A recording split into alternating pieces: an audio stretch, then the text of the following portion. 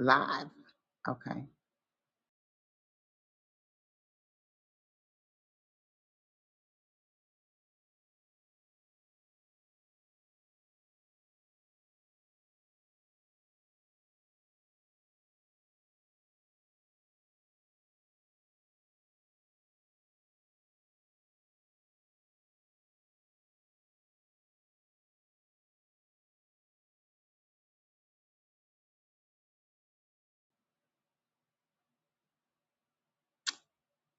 Hey, everybody. Welcome to the show. The Tea is for Tracy. It's your girl, Tracy, AKA your favorite motherless child. Y'all know I got mommy issues, okay? So, but we are healing out loud right here on the Bold and Driven EP. Thanks for joining me again on this great Sunday evening. Um, Last week, when I launched the podcast, I gave you guys a brief summary on what we were going to be talking about on the podcast. And so I'm just going to recap. Again, as I say, this is Tracy, aka Motherless Child. And if you follow me on any of my platforms, you know that I am on a healing journey. I am no contact with my toxic family, my toxic mother, and her abusive husband. And we will be talking about no contact. We will be talking about toxic family dynamics, toxic mother and daughter relationships, talking about setting boundaries with toxic family members, talking about flying monkeys, talking about gaslighting, talking about projection and family dynamics, just toxic family dynamics, you guys. And also, my main topic is healing from the toxicity and standing firm on your boundaries.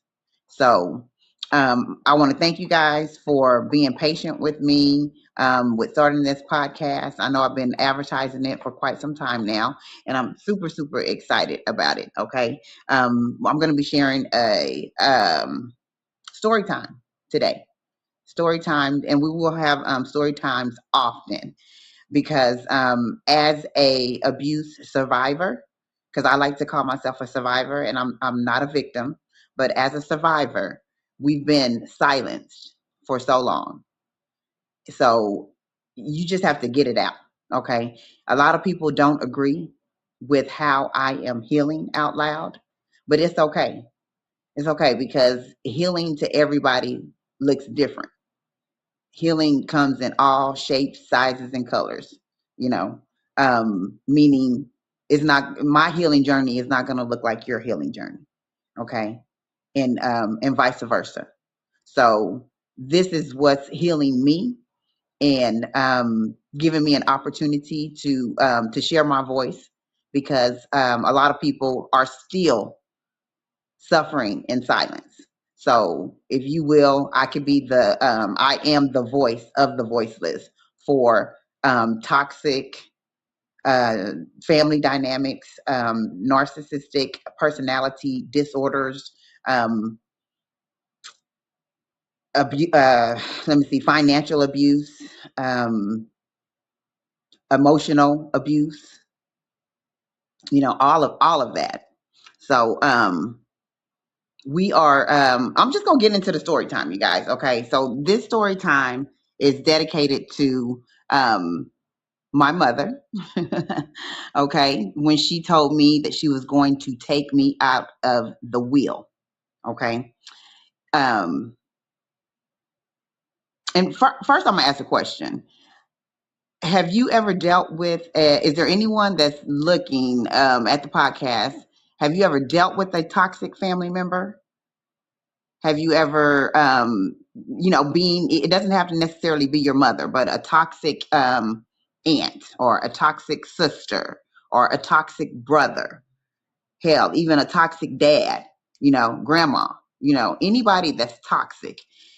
If you, have you ever thought about going no contact with that toxic individual, you know, or have you gone no contact? How did you deal with that situation? within your family dynamic when there was a toxic family member. Maybe the matriarch of the family is very, very toxic. And how did you deal with that, or how are you dealing with it?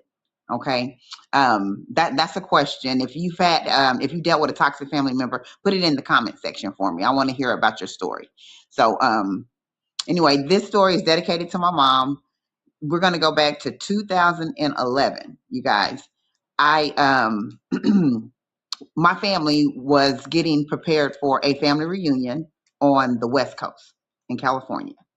So I was chosen to be on the family reunion committee, and I was working side by side with my aunt, which is my mother's sister. Okay. And by the way, my mother competes with this particular sister that I was working with as well. Okay, I was just reading a note. Okay. Yes, I have with my mom. She displays. Okay. She displays the traits of a narcissistic parent. Okay. So I feel you. I really feel you. Um, it's not an easy it's not an easy thing to deal with, dealing with a toxic individual in your family. And sometimes you don't even know what it is. For years and years and years, I didn't know what it was I was dealing with. I just always knew that my mother, would always make me an issue, or always had an issue with me. So back to story time, guys.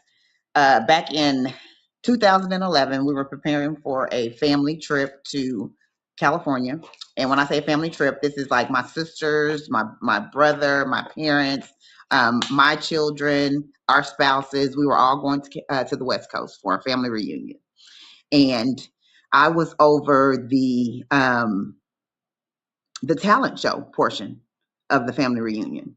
And I thought that it would be a real neat idea if my sisters, my daughters, and my mom and myself, we all did a praise dance in the talent show. Because at that time, my daughters and we were on a praise dance team. Okay, so I thought that that would be really, really cute to do a praise dance. And so I made it happen, you guys. I choreographed a praise dance. I picked out the outfits for the praise dance. We were dancing to I don't know if you guys are familiar with Kirk Franklin. I know everybody knows Kirk Franklin, but he had a song that came out called Smile, and it was a real popular song. So we made a cute little praise dance out of that song, and our costumes were so cute. We had neon colored shirts with a big old smiley face on them. I mean, the whole thing was amazing. It turned out to be something really, really beautiful. But in the process of us getting ready to go do the performance in California, of course, we have to practice. We have to learn the choreographic the dance routine. Y'all know what I'm trying to say. So my mother was giving me a hard time with that. And back then, you guys, mind you, I knew that my mom was toxic, but I didn't realize that I was dealing with a personality disorder. Okay. So we would always just sweep it up under the rug. Her behavior, we would sweep it up under the rug. Okay.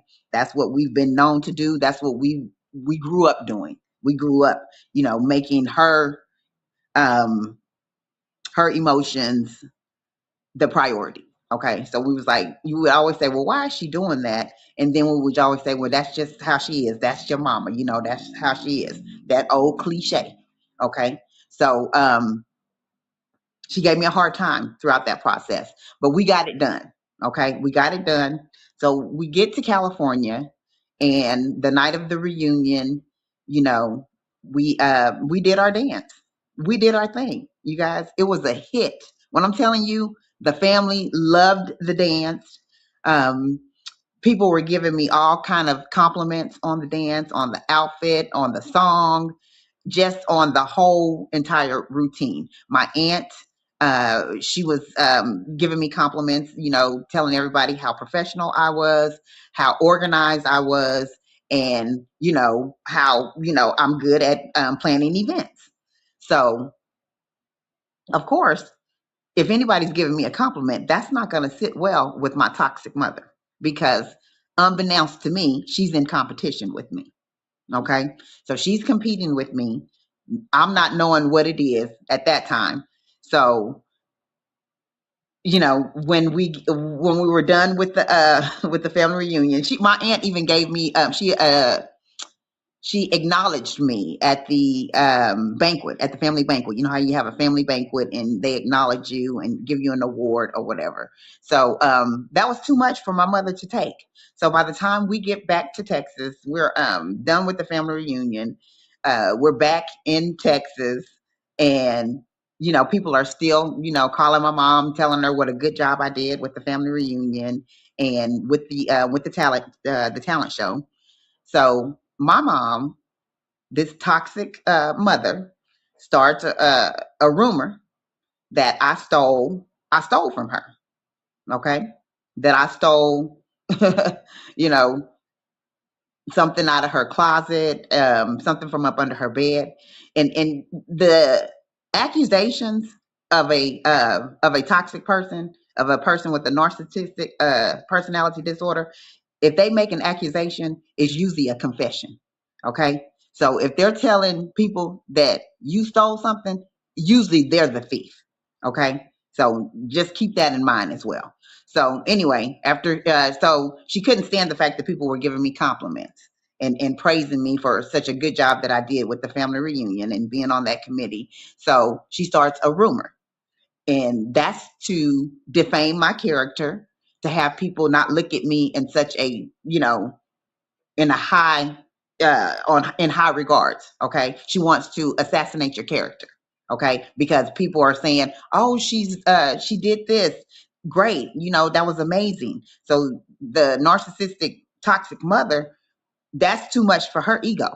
Okay, because she's in competition, so she's going to make up a blatant lie to assassinate your character. Okay, so she started a rumor that I'm stealing from her. So this is just to get the attention off of me. It's not really to get the attention off of me, but it's going to make it be negative attention. Okay, not anything positive. So when I get the text message, because that's how I'm retrieving the information. I'm retrieving this information through text messages saying that something's missing, and you stole this and you stole that, and my first initial um, reaction is like, is this a joke? Like, this is, it's funny, right? It's like, you got to be kidding me. But then once everything sinks in and you are really, like, you're really accusing me of stealing something, I'm just like, so I just start ignoring. First of all, I told her, I said, I didn't steal nothing out of your house or out of your room or from up under your bed or in your closet or anything else. Didn't steal anything. So, I hope you find what you're looking for. But, you got the wrong one. So, I started ignoring the messages and the phone calls, because they gonna text message you. They gonna call you. And me, I'm gonna start protecting my peace immediately. Immediately, I'm gonna start protecting my peace. So I'm ignoring you. Okay. I hope you find what you're looking for. So with me ignoring her, that's not going to go well, because now the phone calls are getting more aggressive and the text messages are getting more aggressive. Okay. So now, since I'm ignoring you because I'm reacting to the accusation that you have just started this rumor throughout the family, and they're gonna say it to your siblings. They're gonna say it to anybody who they feel like look at you in a positive light. Okay, so they're telling your siblings that she stole this and she stole that, and you know and let me tell you something else. They do this during a time when they know that you're going through a hard time, because I had just lost my job. Okay, so if I lost my job, that's the reason why I'm in there stealing something.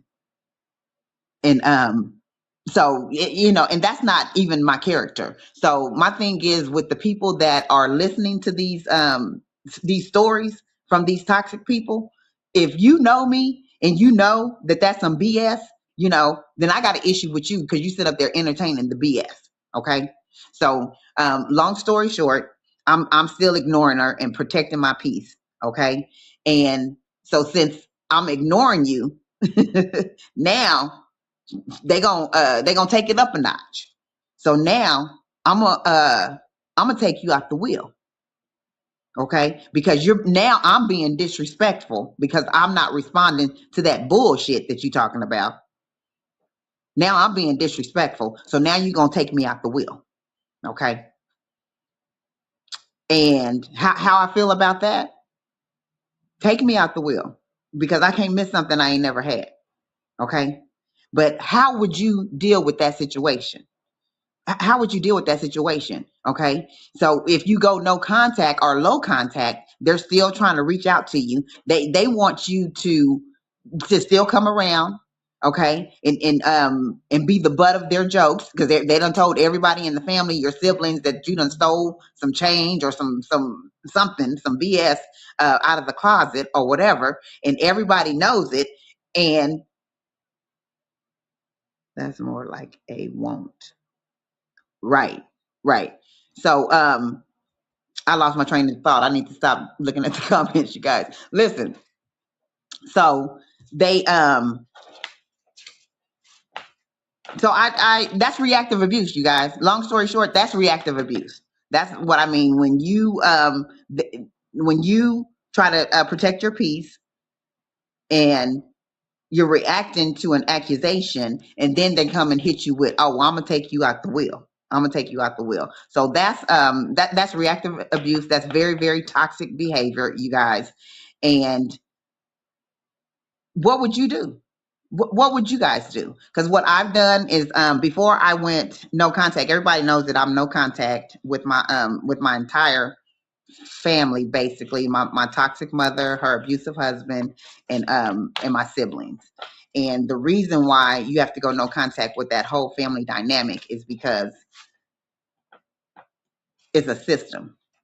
It's not a family. It's a system. Okay. And when the scapegoat leaves, the system crashes.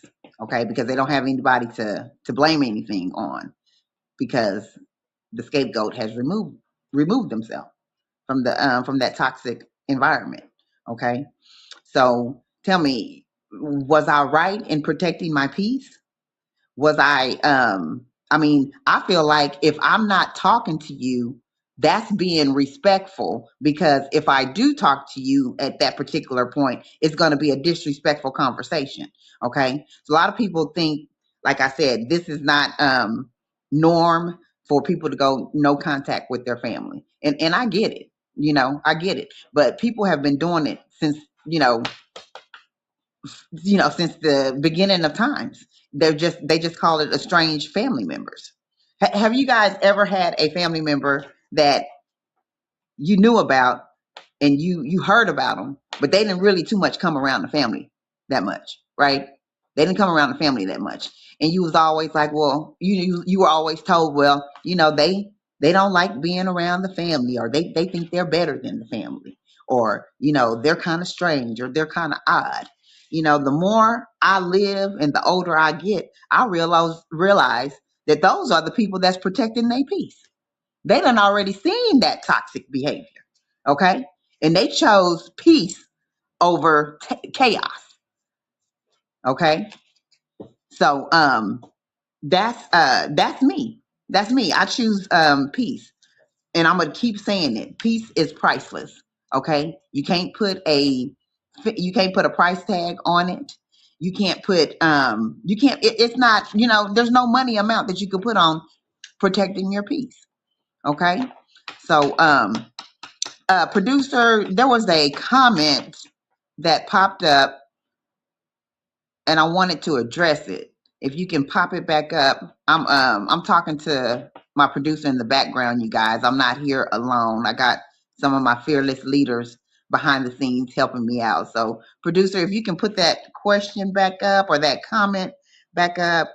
Exactly. These types of parents will kick you when you're down. Exactly. And that's exactly what they do. They study you to see your emotions, and they exactly what you're doing. Like every time I was going through a trying time and I reached out to my mother, she would always kick me when I was down. When I was going through my divorce, when I when I lost my job.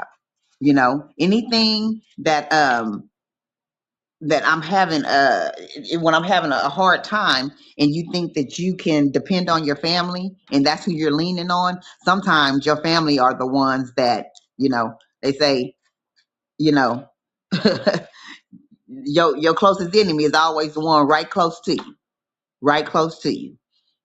Yes. Okay. They will make up stuff to make people think that you are not the person they know. That's exactly true. That is exactly true. So, a lot of people, and you'll be surprised what people envy. Okay. It's not material things. It could be your personality. It could be, how other people like you, or how other people, think highly of you. Okay. So that's what they're envious of. It's not what's on you, it's what's in you. Okay. So once you realize that, the game changes. Okay. You have to protect your peace. It says, yes, I have a missing uncle right now, and my other uncle told me to move as far away from the family as possible. And I agree with that. That's one thing that I do agree with. Um, you know, Getting away from that toxic environment. You know, you tell me this. Tell me if I'm right or if I'm wrong. I even don't want my children subjected to the toxic environment, you know and sometimes you just have to just totally detach from that, because these toxic individuals, they will try to turn your children against you. Okay, anybody who don't like me, don't be pushing up on my kids, because if you can't like them because they came from me. So leave my kids alone. Stop trying to turn my, because guess what, my kids are getting educated over here. We healing over here. Okay. A lot of people can be jealous of the type of relationship that you have with your children, with your daughter, with your daughters. Okay. They can be upset or jealous because you actually have a relationship with your children. Okay. If you know better, you do better. Okay. Let me read some comments. Can you put that comment back up, producer? It says you are 100% right, because it will ruin your kids and cause confusion. It is. That's what that is. And I'm gonna tell you guys another story, and then I'm gonna get off of here. But when I decided to go no contact with my mother, I saw my mother treat my daughter the way she's been treating me all my life. And then at that moment, I knew that this is it. No, we not doing this. We stopping the generational curses right here, right now. Okay, because my daughter start noticing the patterns. Okay, and you're gonna hear me say patterns more than more than often. I will say patterns, because that's what you have to pay attention to when you're dealing with toxic individuals. They have a pattern of behavior, and if it's a pattern of behavior that continues, then that's toxic. That's not accidental. To me, that's intentional. If there's a pattern of behavior that you do, that's intentional. And the reason why I say it's intentional is because emotional abuse is so much different than physical abuse, you guys, because physical abuse, you can see it. Okay, you can see it if somebody done dotted somebody's eye. Okay, but emotional abuse is hard to put a finger on it because you can't see it. Okay, and to me, that's the most dangerous type of abuse. You can't see it, but the wounds are definitely there. Okay, so when you start projecting your insecurities onto my daughter the way that you did me, oh, that's when I got to stand up and say, nah, the buck stops here. We not doing that one. We not doing that one. Okay. So I've been no contact. It'll be almost a year, you guys, coming up in May. And what I'm telling you, if you go no contact and your life becomes peaceful, then you ain't lost nothing. You have not lost a damn thing. If you have gained peace, and my health has gone better, and I'm off of medications that my doctor put me on because I'm protecting my peace. Come on now. I asked God to show me who was for me And when he showed me who was for me, my family wasn't on that list. Okay, imagine that. Because when God is about to elevate you guys, everybody can't go with you, and sometimes that includes your family. And now I know exactly what that means when they say everybody can't go with you, you know, and you got to be ready. Sometimes you ready to evolve, and the people that's around you is keeping you from evolving. So God is going to find a way to get rid of them people, even if you got to go no contact with them. Okay, that's the way I look at that, you guys. So that's my story, and that's what I'm sticking to it.